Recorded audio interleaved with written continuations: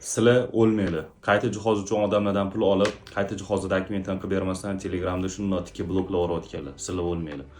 Agar o'lib qolsanglar juda og'ir keladi. Bugungi mavzu imini Damas Labo haydaydigan insonlar to'g'risida bo'ladi.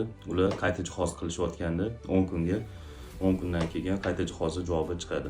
Orqa ikkita sidenani olib tashlagandan keyin Damasni, yo'lovchi tashuvchi Damasni furgon holatiga o'tkaziladi. Uning uchun orqada ikkita sidenani olib tashlanadi. Orqada bitta sidenani olib tashalgandan keyin Damas 6 kishilik emas, 4 kishilik, ya'ni kichkina odam tashiydigan, kam sonli odam tashiydigan mashinaga aylanadi. U qayta jihozga ko'pchilik ruxsatnoma olib olmayapti, mashinniklarning qo'liga tushib qolishyapti. Shunaqa mashinniklarning qo'liga tushmasligi uchun pastki raqamli aloqaga chiqinglar. Konkretni ishlarni 10 minut ichida hal qilib beradigan bolalar bor. O'shalar sizlarning ishlarni hal qilib berishadi. Pulinglarni xudo xolasa xiyonat qilmasdan